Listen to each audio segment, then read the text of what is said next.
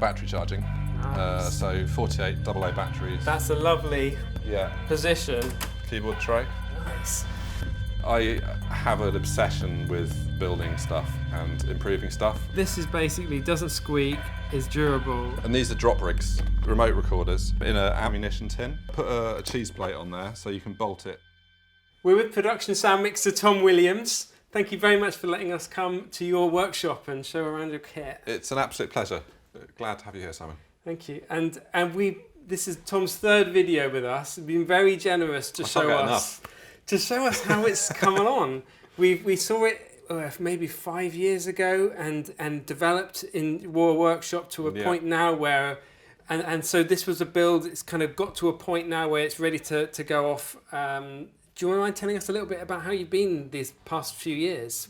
So I think since I last spoke to you, been good. I did, I guess, pandemic happened, and then I just tinkered around in my workshop for ages and built a lot of this. But I did a film called All the Old Knives, which was a great film. I really enjoyed that, and we got some really good results in challenging conditions. And then I went on and did Stuart Wilson's second unit for him on Indiana Jones, which was amazing. Lots of incredible action stuff. Dial of Destiny. That's the one. Yeah. So that was really fun. And then I've literally finished on the Friday, and on the Monday started work on a film called Heart of Stone, which is a Gal Gadot film for Netflix Studios. And that was a big budget action film. Okay. So lots more action fun. That's massive. Some massive projects. I've been really lucky.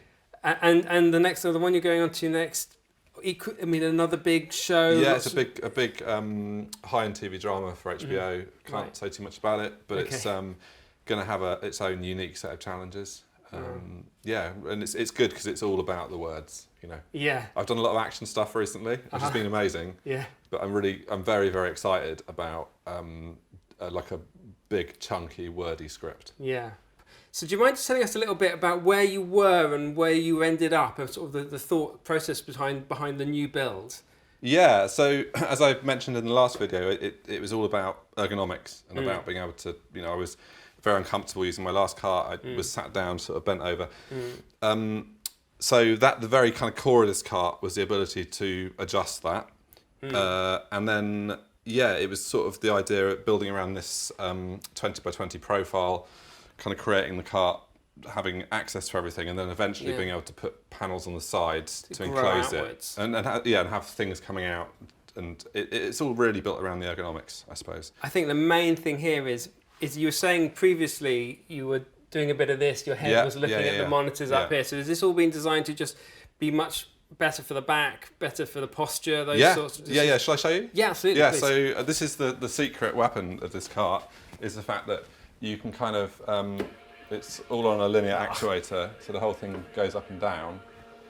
It collapses right down, which I'll show you a little later, but then, if you're working and you want to stand,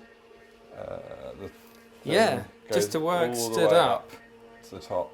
That's a lovely position to just be stood. And do you often work stood up? Is that quite I do, comfortable? I'm 6'6", and just being able to sort of actually properly straighten up and and have those monitors exactly where you want them, and then if I need to sit down, I can sit and lower the thing down again. So there's lots of hidden goodies behind here. Shall we start with the Beast, the new edition? Yeah. So you were Nexus. saying to me just earlier that you didn't know this was coming out, and when it came out, there's a slight So the original design had, if you drop this down, you can see there's an A10 rack behind here. Originally there was two A10 racks here. So I had the ability to have 16 channels of, slot-in receivers.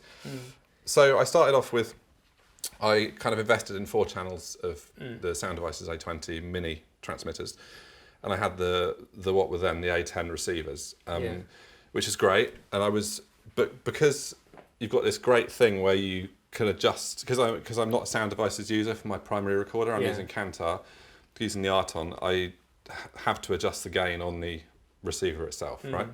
Which was fine, but every time something was a bit loud or a bit quiet, I was having to fold down this monitor, go into the menu, which is okay, it's workable, but a big improvement. I was thinking, I know what I'll do. I'll bring one of my racks, my other A10 rack, up to the top. So I basically built this top extension piece to allow me to put my one A10 rack in there for my primary radio. Yeah, sure, yeah.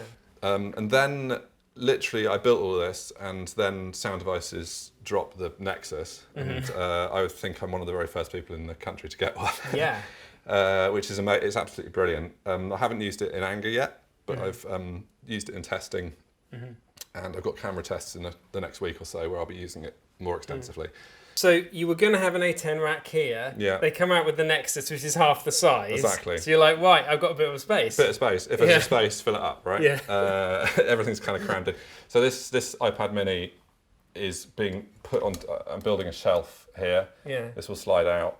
The iPad Mini is on a bracket that will sit. This will sit in here, and then all being well, it shall like fold away inside there. Control for audio, giving me the web app for controlling the Nexus. Obviously, the screen is just here, which is fantastic. But the reality is that it's nice having your receiver view. You can see the gains. You can see when it peaks. All of that is and then you've got the spectrum analyzer. Yeah, so you can see on this we've got my frequency and your frequency, and the 600s have come up straight away. So it's a nice little visual representation of the And this will be, spectrum. I think this actually works better in landscape, and it will be on its side, but it's just so this cable reaches why it's plugged in like that. So the Nexus is great. Having the NextLink control seems to be really good. Being able to control the transmitters from here, but you can also still use the app at the same time, which is really handy. So you working with like comms and getting your signal out to your crew and to the director. You mind showing us a little bit about how that's developed over time as well? Because I understand this is a fully digital system now. And if you come around the back quickly, it might be easier to kind of describe what's going on. So I've got a PoE switch. It's an 8-port PoE switch, which essentially is the central sort of hub of my Dante setup. So the Nexus is linked to the X3 via Dante. I've got 2 PoE ports here, which power over Ethernet that can remotely power things. Hence this guy here, which is a GlenSound box, which is a Dante to analog output box, a receiver, I think it's called. So that's taking audio inputs and it's sending power. It's basically I'm sending my mix from the Kantar. It's going to this, and then it's sending out to my production line for directors and producers, and a private line for my boom ops. That's really neat, and presumably this can come off this stand if you need. It's literally, it literally lifts off like this, and you can put a 50-meter cable on. Yeah. And stick that wherever you want. From set, I stick a pair of antennas on set, which receive my radio mics. Oh, so this is your main signal. So I can run out up to about 100 meters of cable. Right. Using powered antennas to get back to the cart. Reality is, a lot of the time it's only 15 meters or 30 meters I'm running out, but I've got a series of different lengths that I lay out. But so often you end up putting one set of antennas at one end of a street, the second set of antennas at the other end of the street. Okay, and it combines. It combines. Where's the combiner? There's 2 combiners here. Right. Which are made by Mini Circuits. That's so much of the challenge is covering that playing field. Yeah. I think having the 2 sets of antennas has been really useful. I mean, I've had that on my cart for a while, but the difference here is that these will handle DME band, which I'm kind of future-proofing for. Right, so that's the frequencies that the Wizzycoms work with, yes, and exactly, also the and audios the Spectra bands with the Sound Devices kit. Yeah. Okay. So I'm sort of trying to future-proof the Nexus is full Spectra band, obviously. A10 racks, sadly not. They're limited to the UHF band. Yeah. But these combiners will do full. They're not full Spectra band, but they'll do up. I can't remember off the top of my head, but they basically go up to cover DME band. Right. Yeah. So that's that. So essentially, running everything through a Dante network has been brilliant. I do have AES redundancy running out of the Nexus in case Dante falls over. I've had problems with switches in the past. This, touch wood, has been really solid. once you get in there and set the switch up properly. But I always carry a spare one of these. It's quite easy to take that out and put a new one in. The only other thing to mention about this is, it's 48 volt, and obviously the cart is running at 12, 13, 14 volts. Yeah. So I've got a DC to DC converter. Yeah. You've got this must really drain. I mean, this is what sort of amps everything switched on is 10 amps. Wow. Okay, 10 amps. Yeah. Yeah. Yeah. Yeah. Shall we just have a quick look back round the front here, just to show the battery? So this is what did you say this was called? It's Easy Life. Easy Life. Yeah. This is a big chunky battery. That'll do you, and also it charges as well. Yeah. Anything else you can show us while we're down here? There's a little shelf with. There's nothing really to see in here. It's a mess. It's just a drawer. Yeah. It's always handy. This is a sound bar from a TV, which is designed to run on 12 volts, which I use as my speaker. Yeah, so that's wired into the Kantar, and when I'm not in record or pre-record mode, when I'm in test mode, it feeds through to the speaker, so I don't have to wear my headphones the whole time, which is quite smart. I've also got like USB charging down here, so I've got all my BX1 batteries charging, which the A20 transmitters run off. Yeah, perfect, yeah. But I've also, behind here, got this Sound Devices power station, which allows me to put the transmitters straight into there and they charge as well. You can just plug the A20 straight into that. But they also, it also links through, sorry I'll spin this around slightly, it also links through to it's wired into the laptop. So if I had 8 transmitters that I've been recording on, I could just dock them in there, and then they'd pop up as drives, mount as drives on the and then you could just download the information from them straight onto the laptop. At the end of the day, you get getting the card back is just mounting them into there. And I mean, actually, what's been amazing, I think, in the last 5 years or so, is the fact that you're being able to record on transmitters. That combined with good antenna distribution, being able to try and get the range, but then always have that fail-safe that something will be recording on the transmitter. Now, about sort of recording in new different ways. Yeah. I know that you and Stuart Wilson, you were working with Stuart Wilson on the last Indiana Jones film as his second unit sound recordist. Yeah. Do you mind just, how was that, and what sort of rigs did you have to come up with for that incredible experience? Yeah, it was amazing. It's really good. Can't talk too much about specifics, but there's a lot of action stuff, as you'd expect, and there was a lot of kind of challenging recording to be done. So we had a really good conversation. Stuart was involved with myself, post-production, editorial, everyone on a big meeting, as per usual at the start of a project. But we were really keen to explore the 32-bit float workflow. Still delivering 24-bit, 48K poly rushes as per usual to editorial. Yeah. But creating a second lot of rushes that I was then sending off directly to audio post, to allow them to have these files with this huge dynamic range. The name of the game on that show was literally throwing recorders on stuff, which is really good. Really fun. It was it's myself and a 2-person team. There's 3 of us, and we just were working tirelessly, like all the time, sort of trying to get everything we could. How did you cover all of that, and what kind of rig did you use? So lots of vehicles. Shall I show you some bits and bobs? Yeah, please. Yeah. So yes, I kind of built these guys. So I had built 2 of these. Okay. And these are drop rigs. Essentially, they're sort of slightly in bits at the minute, but remote recorders in like an ammunition tin. Yeah, that's pretty solid. Yeah. So I put a cheese plate on there, so you can bolt it directly onto a camera platform, whether that's a Russian arm kind of crane on a vehicle, anything like that. And what this is a Zoom F6 recorder running at 32-bit float. It's got 6 inputs, so it's got 2 inputs from a standard dual receiver. Okay. So whether that's Electro or a Wizzy or an audio, whatever it was, and then that goes through to the lid. So you put your 2 antennas on here, right? A nano locket box would go in here. Time coded. Yeah. And a smart battery. Yeah, nice. And this is all kind of pretty water sealed-ish. You've got that locks in there. You've got a headphone socket so you can monitor what's going on just before, because there's so much of it, you set it, fiddle with it, set it again, and then just before you walk away, you check you're getting stuff. And these. So 2 parallel outputs. So you've got 4 more inputs here. Ignore that. That was about some A format recording I was doing. So you've got so you'd have a stereo mic on wherever. You'd have a couple of other mics planted, whatever it might be. So it could go in. You could be using this in a vehicle. Chuck it in a vehicle, walk away. Yeah. It could be like left if there was an explosion or something a bit dangerous. Okay.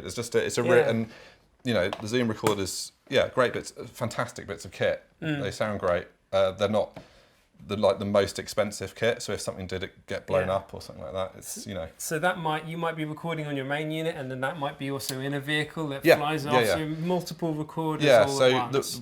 The first challenge was getting the recordings. The second challenge was getting sound back to the director. Okay. Not that I don't think he ever put his headphones on, but it was there. You never know. And also being able for me to monitor it as well, and be able to provide something to editorial, because it's all very well recording in 32-bit float and then audio post having sync effects for stuff, but if editorial don't have the sound of whatever it might be, then they've just got a mute picture, right, which is a no-go. So we were always trying to make sure nothing went MOS, everything was coming back to me to then record in 24-bit, pass on to editorial. Okay. So the most important thing of that workflow was totally separating between 32-bit float and 24-bit. Right. Okay, so the mains edit, they wouldn't need some of the stuff. No, we did some experiments. Again, this might have changed now, but we put some stuff into Avid, and the whole system just fell over. It didn't fall over, but it was just truncated all the files. It was just messy. Okay. Everyone was just like, "What the hell's this? No!" And so very quickly it was like, okay, editorial, don't worry about it. You get these rushes. Yeah. Secondary rushes, that's on a separate drive that goes to audio post. Right. So, how did they hear what was going on back at unit base or back on a follow vehicle? What was how did the comms side of this? Yeah, so I had to. So that was the second challenge. Is first of it is recording it, and you know that as long as this with set and forget 32-bit float, you know that as long as the mics don't distort or fall off the ceiling or wherever they are, you know you're going to end up with some good recordings. And you're going to get loads and loads of sync effects. So that was the main thing. So coming out of these 2 outputs, I would send out of one of these, and I'd go into the Cobham transmitters. Right. So the camera transmitter.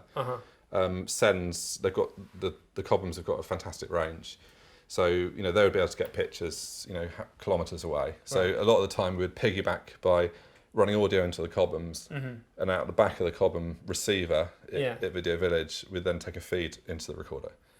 Oh wow! Okay, yeah. So it's literally it would be encoded into SDI, sent down the pipe, and then it would be unwrapped or whatever, and sent back in analog into me. That works really well, apart from when it doesn't work, which is about sort of 40% of the time normally, especially when but the cameras are still recording. Cameras are recording, and it's normally in the middle of the night when it's raining or whatever. Yeah. Anyway, so that's one option. The other thing we would do is I built these guys, which are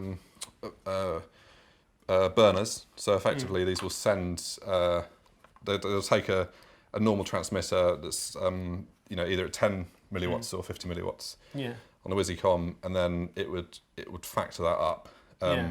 Not to be used in the UK. You can license them, but these were when we were filming abroad, and they've got effectively it's a dummy battery to power a WYSICOM, a smart battery, and then a burner. This is the booster basically. So what you're doing is you're putting line level audio in here. Yeah. Again, cheese plate, stick it on something. And I've got a series of different tuned antennas for whatever frequency you're using. Okay. And that worked really well. Again, it's getting huge range. I guess you need that on the big shows where you have you just need something as a foolproof method of getting range. Yeah. You can pull that out and get a lot more range. And if I needed to license that in the UK, it's doable on very specific frequencies, but it's incredibly expensive. But again, it's on a major motion picture when you're, if there's one particular thing you need to get, it's about having that tool that you can use at that particular point. How much other kind of portable stuff did you have to do? Well, so the other thing we did a lot with were these guys, which are the tentacle recorders. What are they called? Synkies? The tracky recorders. Trackies. Yeah, and these are amazing. Like, I mean, for bang for buck. I mean, they're cheap and they sound great. You can plug it'll power a lav mic, or you can run a DPA gooseneck or something into that, and just literally just Velcro them to stuff, and like spray them in a visor and anything like that. We also looped. I had some cables that loop out of these into transmitters to again send back if needed. What other kind of this is big rig stuff? So I see you also a smaller rig here. Do you want to? When would this sort of thing come into play? I've got 3 main recorders. I've got 2 Arton Kantar X3s, and I've got the 833, which I think is fantastic. This is my documentary bag rig, and I've got it that works really well with the Sonosax fader panel, and Protogear built this great case with this kind of custom case. This clips on. It's a lot of the time, this can all be picked up and this can fold down and you can kind of run and gun with it. But then it's got the option to, to sit on a chair or a table or something if you need to be a bit more. And the great thing about this as well, obviously, is it powers the antennas.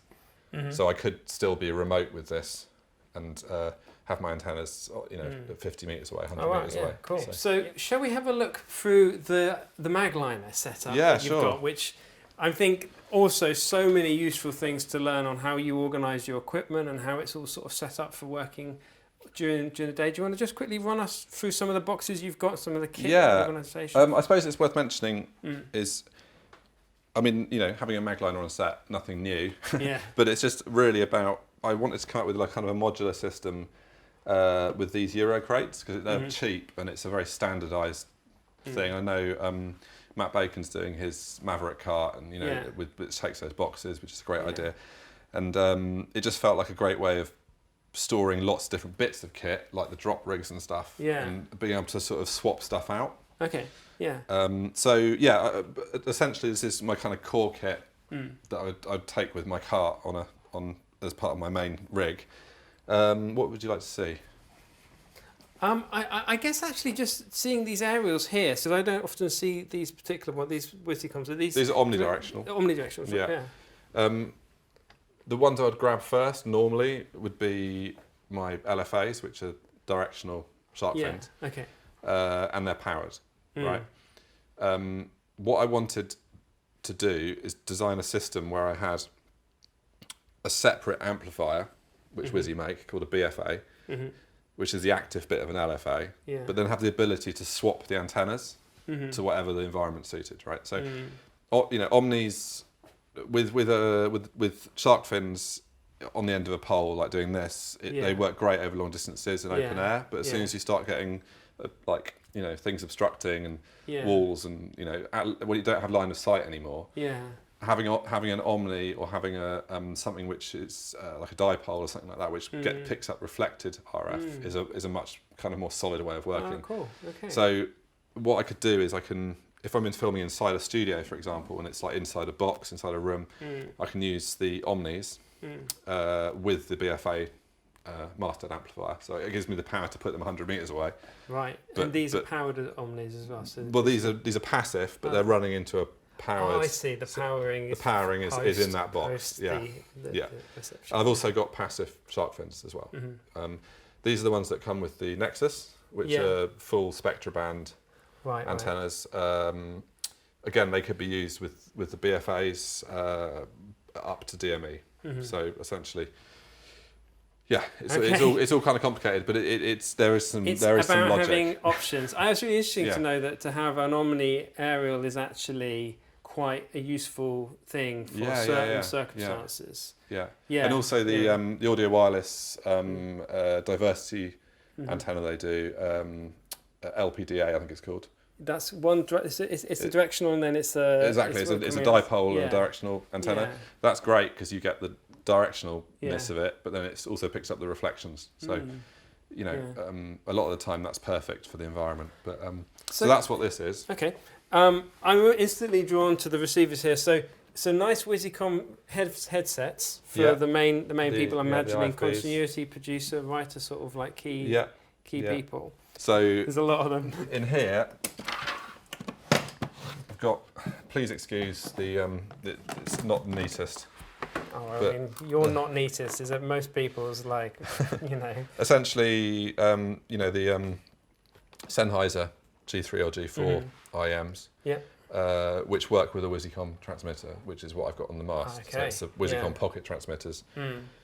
Work with the Wizicom receivers and also work with the Sennheiser receivers as long as you have the right compounding.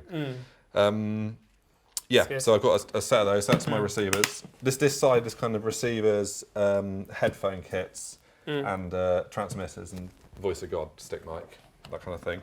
So that's sort of, I guess, the comms side, and then these. This clips in so they don't all fall out when you drive along. Yeah.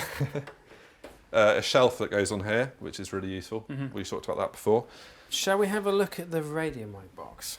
Because this is, I mean, this must be the main beast. You've seen this all before, We've Simon. seen it before, but it's been there's been some a while. updates. But yeah, it's slightly fuller, I think, and now has Trebor mints in. So I've been working with Tom Fennell. It's been fantastic, and he's sort of made me up my game with organising stuff, which is really good. This is something I think Stuart does as well, about putting more than one radio mic in a case, which is a really smart idea, because if you remember before, everything was underneath. Everything was underneath in here, and every time Tom or Loveday or whoever I was working with wanted to get a radio mic out, they'd have to lift this out, put it back, and it was always like, where do you put it? So we've tried to get everything on one layer. So these have now got two radio mics in.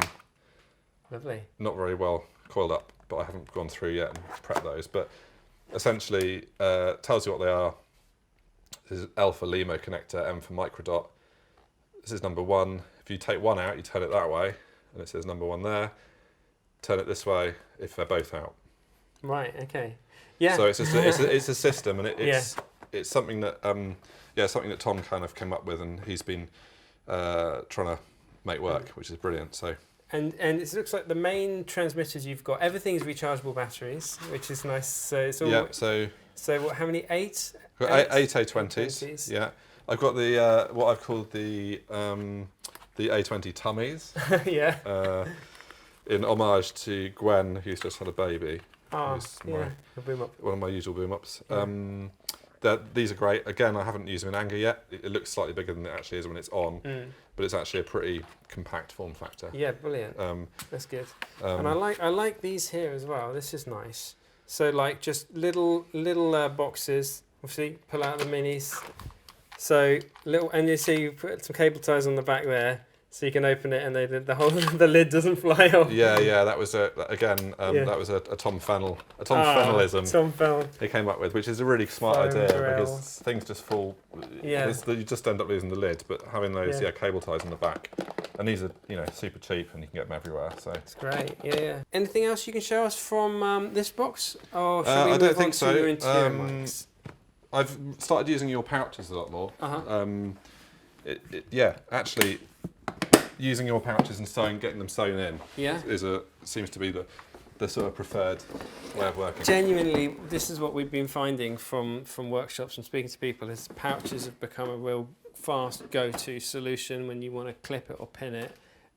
People are getting more used to the idea of not wearing them around their body so much as it being attached to their costumes and hanging off their costumes. Yeah. So interior mics. Yeah. Okay. Yes. So Sherps, very heavy on the Sherps, which is obviously lovely interior sound and exterior. So which ones? I got two CMIT 5s, two mini CMITs, the Mark 41 capsules, a CCM 41 and a CCM 8. So I use that as an MS pair. Then underneath, you've got DPA. So that's a Rode NTG3, which is actually the best mic I've ever used for recording gunshots. Oh wow! Okay. Even though it's the cheapest mic in here, for some reason, I don't know why.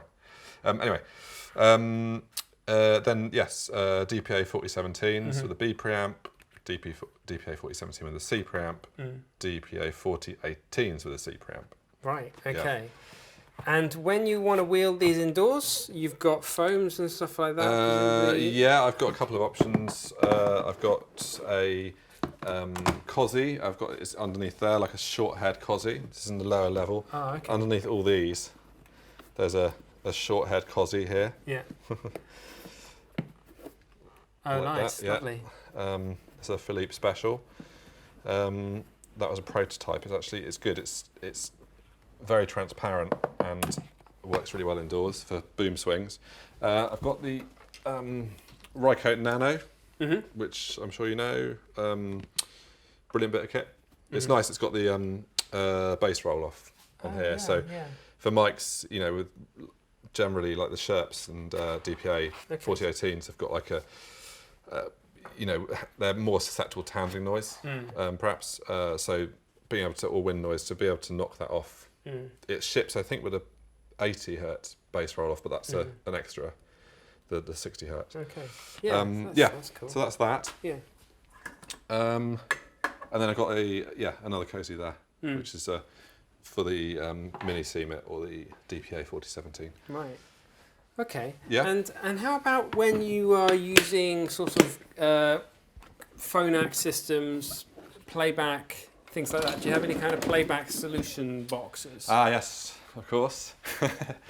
So, as if by magic, so I've got a Phonak kit which has been brilliant. The Phonak Roger, which is the 2.4 gig system. The Invisity, which is their earlier one, is VHF, I believe, and is works okay, but it's the Phonak Roger sounds fantastic.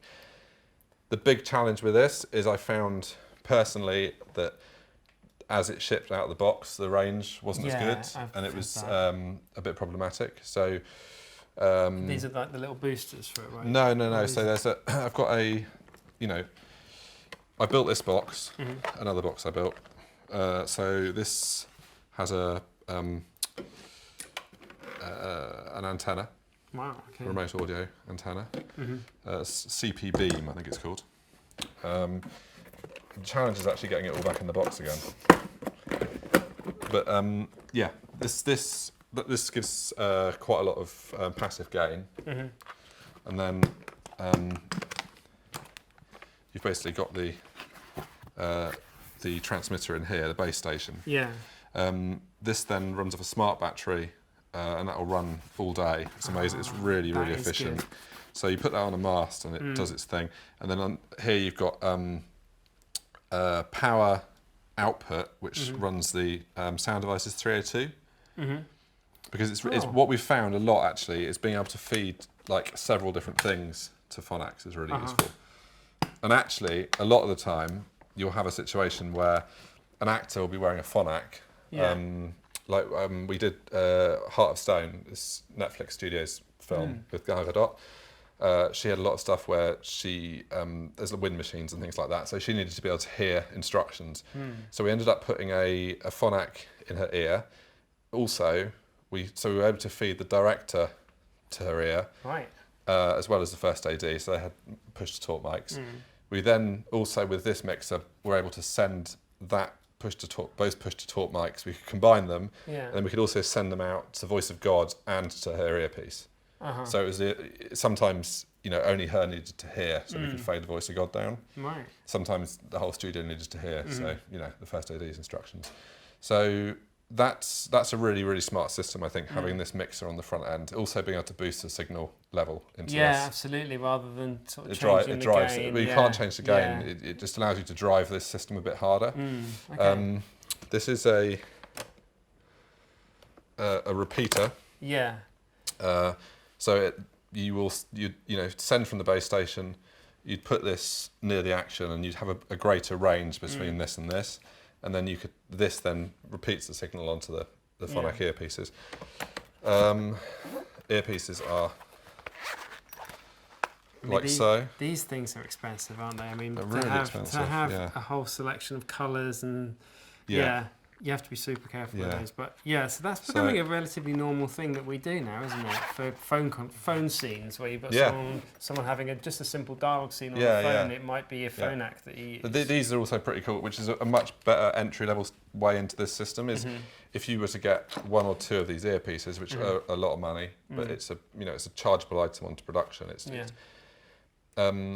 You can use a multimedia hub, which essentially takes you send via a traditional IEM receiver, like a G3, out the receiver into here, and this is local. This is local to the actor, so this could be in a pocket of a jacket, or it could be on dual locked onto the roof of a car or something like that, and then it sends to everyone in that little zone. So that's a much more sort of slipstream, smaller way of dealing with that. And then got this really good push to talk mic here. That's so handy. So that can be on a lectern, and the director can whisper instructions. So nice. That's pretty cool. How about if you were sending specifically pre-recorded stuff to an actor's ear? Yeah, so I've got over here. This is called Sound Cue, but I don't think they make this anymore. But there's a couple of other versions of a similar thing, which they do. But effectively, this is such a When Sammy. So it allows you to just fire off. You can. So often you'll have one half of a conversation that you recorded somewhere, and then you do the other half of the conversation with the lead actor, for example, and then they want the actual other actor's performance in their ear. So what I've done, I'll take, I'll go onto my archive drive, find the original recording, chuck it into Logic, cut it all up, put fades on it, bounce all those as separate audio clips, put them into Sound Cue, and then normally that happens about 10 minutes before you're actually meant to do it. And you're just going, shit! Just trying to make it work. But it means that you can just literally fire off. And what's nice is it means you can push and pull the scene a bit, because it's like you can leave the pauses and, Yeah, and they can overlap, and there's no issues. They can overlap, of course, yeah. So that's worked really well. Another thing I've got, which is really cool, is this guy, which we used a lot on a film called All the Old Knives. It's made by GlenSound, and it's called the Expedition. It's basically a mobile phone. Right. It's just it looks like a mobile phone from the 1970s, before they were invented. But essentially, it's got a SIM card in it. Yeah. And then you've got inputs, proper line inputs, proper line output, gain control. It will automatically answer. So an actor can phone the number in a scene. Yeah. This will automatically answer while you're mixing. It can answer, and then you can start playing in lines off the iPad. I see. So this is a phone that you can essentially use as an interface back to someone having a conversation, and you can record it presumably on this as well. Yeah. So exactly. So you send from this, and then you come out the output, and it records there. Yeah. Not that, I mean, again, you're going to get it's going to sound like a telephone. It's going to sound like a telephone, but it's the genuine sound that you would hear. Yeah, and I think it's all about giving editorial options. Okay. There is so much still. I mean, you've got this portable rig that goes. Does this stay on your truck? This is called Slim Jim. Okay. This is called Big Bertha. Okay, the main trolley, Big Bertha. This is called Little Gary.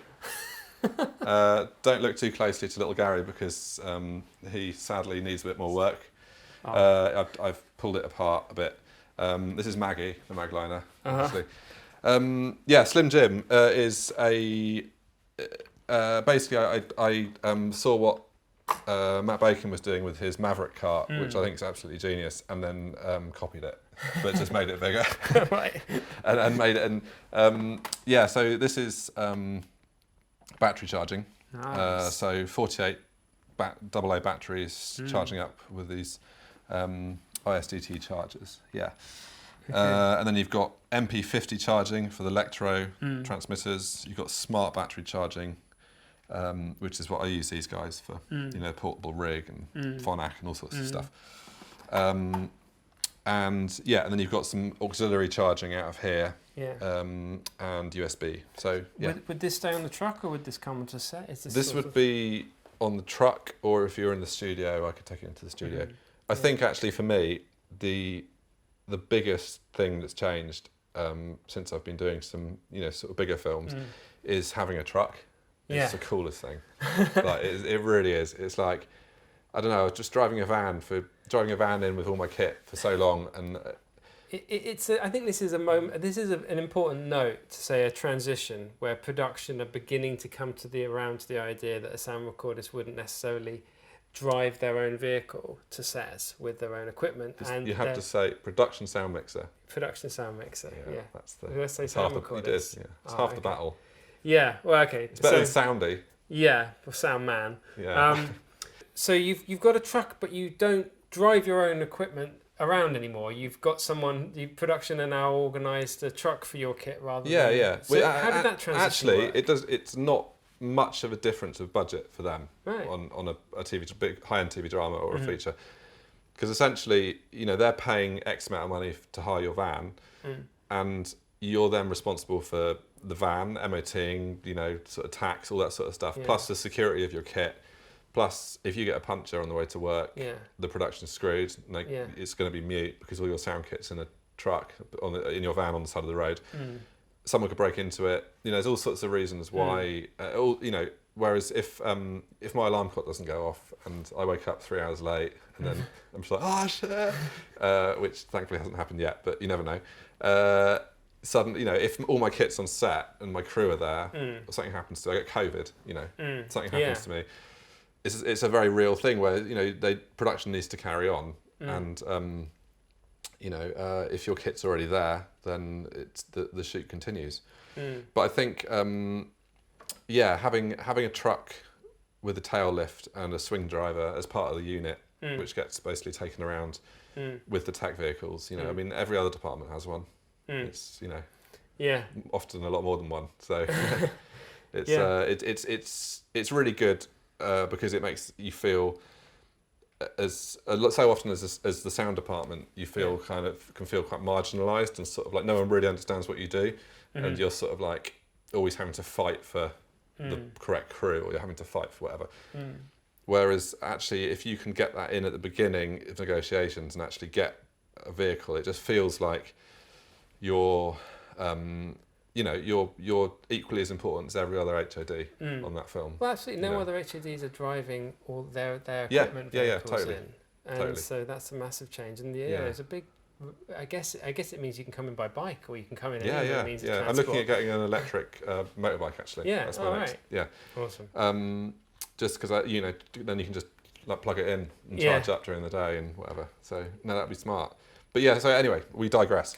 This is basically like a utility cart for the van with the charging on. Yeah, batteries. Sorry, kit cleaning. What's this one? Yeah, foot stuff. Footfall Killaz. I don't know what's going on there. This is essentially hush heels and bits of rubber matting and tester tape. What have you done with this one? We just pre-cut all those. Oh yeah, so rubber matting that lasts longer, right? Yeah. Stick that to frame. Generally, costume get very upset if you stick tester tape directly onto shoes because it leaves the worst mess in the world. So this is basically doesn't squeak, is durable, and that's it. Yeah, and again, it's alternative to foam. Kind of. Well, there's other stuff, like moleskin. You know what? I think there's so many different types of shoes and so many different types of floors, and there's no. Yeah. The real best solution is just putting carpets down, and obviously you can't a lot of the time. So it's that kind of continued compromise of having to. Find the best. Find the happy medium. Yeah. Okay. So, and then consumables. Mm-hmm. So, but I think the main point of this really is the fact that these lift out. Yeah. So cool. And then you can replace that with something else. Like if I was doing an action second unit gig, I could have all my drop rigs and stuff in this. And it's it's just a way. I suppose it's a way of maximising space in a confined space. So you've built Slim Jim yourself. Can you just explain, because this is most people just go and they buy things off the shelf, but you've designed and built this particular item yourself. How do you go about doing that? What's the process? Well, I mean, this is all kind of Meccano, really. You know, this is all available from RS or whatever. It's aluminium profile. You cut it on a chop saw, you drill it on a pillar drill or a mill over there. Okay. And then it's just a case of I outsource welding of aluminium for the trays, and basically I just tend to sit around staring at stuff for a while, figuring out how to make it work. You've also got a CNC machine? So I've got the CNC here. This is all about basically I've recently bought a tank for cutting carbon fibre, because you need to mill carbon fibre underwater because the dust's really poisonous. It's really toxic. So so that's, we've cut a few bits of carbon fibre, but it's the kind of work in progress. The idea is to got sheets of carbon fibre. These are going to be panels that are going to be cut out with all the holes in the right place and all the little windows and stuff to go on the side of the cart. That's the next phase. One on each side and one on the back. Yeah. And then I've got these very, very quiet. It's all attached. Anyway, they're cooling fans that go into the side of the cart. And the idea being is that blows air and sucks air through the middle of the rig. Wow.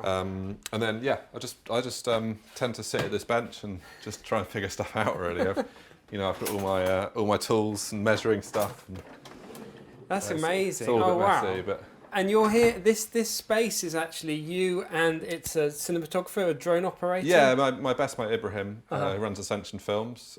My company's called Philosophy Audio, and we both operate out of here. And we just sort of combine our kind of nerdiness and love of making gadgets, and whether it's parts for drones or whether it's Because Ibrahim was saying you used this space to make some special cuts, so a 3D printed piece as well. That was CNC'd out of a piece of carbon fibre. CNC. Yeah, it's a special camera mount that's going to be mounted on top of there. Over here we've got this sort of movable thing, which is a 3D printer and a laser engraver. Awesome. Fibre laser, yeah. So it's all, and then lots of kit storage in there. Don't look too closely. It's all a bit messy. Oh, it's great. It's amazing to have such a useful space. Oh, I must tell you this. This is this is an example of how nerdy I am. So I got obsessed with organising all my nuts and bolts into size. This is very like Martin at Wintergarten. Have you seen Wintergarten? He's got into organising screws and bolts. So important. For he makes musical machines. Right. I know exactly what you mean. Yeah. And then all my sort of like XLRs and SMA connectors and that kind of stuff. Oh, very cool. Yeah. Would it be okay just to describe a little bit about how you got to where you are today, like from the very beginnings with your work in documentary and music? Yeah. How did it all start, and how did it kind of grow into this scale? I suppose I started working in the music industry as an engineer. So I was mixing, I was assisting mixing on mainly death metal, actually, which is not my kind of music at all. Right. I did that for 4 years. While everyone else, all my other kind of mates were at uni, I was just sort of working in a music studio. Right. Then I sort of sidestepped onto working as an assistant on film, but I also kept on working I started working as a documentary mixer as well. So I kind of in parallel for about 15 years, I was doing documentary and I was doing production sound assisting. Second assisting. Second assistant, first assistant didn't really exist then. Yeah. You were trainee or a broom cable guy or whatever. Was that with Tim White around this time? Yeah. So I worked with Tim White for a long time, which is he's like my sound dad. So he's been a real mentor, and a real help for me in my career, which has been fantastic. And then he kind of got me my first break production sound mixing on a series called Strike Back, which was an HBO series for Sky and HBO. I did 2 seasons of this. I did another NBC thing So I did 3 TV dramas as a mixer, which was all over in Budapest. And then came back over here and was very, very fortunate through a recommendation from Audio Post from doing Strike Back to get on a film with Tom Harper, the director, doing Aeronauts, which was, you know, a film set in air balloons and sort of like with Eddie Redmayne and Felicity Jones, and that was amazing because it was my first ever feature. I'd done some second unit stuff with Stuart before, but that was my first ever like main unit mixing gig, and it was a big, fairly big budget, sizable budget film, and it got an IMAX release and stuff like that. So right from that point, I got so thankful I got that break. It was amazing. Then I went on and I've done I think 5 features now, just long may it continue. Really, yeah. And your kit over the same period of time has, I guess, did you feel like it's always changing? Do you think this will be your kit for the next few 10 years, or how do you see this will be things? my kit for at least the next 2 months. I have an obsession with building stuff and improving stuff, like verging on OCD. Like I really like things to work properly and like to have the right tool for the right job and like things to be neat, and that's just how my brain works. And I think, I'll always be improving stuff. I mean, you know, this isn't finished. There's still more to do. And you came to speak to me about it like 2 years ago or whatever. And it's like, it's still not finished. And I'll still be adding bits and, you know, putting more bits and bobs on. But I don't know. Is it ever finished? No, not really. No, but it's really cool to see it because it has been a big project. Yeah. This is basically ready to go. You're going to be starting a new show quite shortly. So this is your last days of prep right now. I'm doing an HBO series, which is about to start. Like hard prep starts on Monday. We start records and stuff. Right, so okay. I'm in quite a good place. I just need to. I finished wiring it at least. Yeah. Okay. Everything seems to work, so I think that I'll just continue tinkering with this probably for the rest of my career. Right. Oh, cool. Well, good luck on the HBO show starting soon, thank you. and thank you very much for letting us show us around your workshop. No, it's a pleasure. Really, really cool. Thank you, Tom.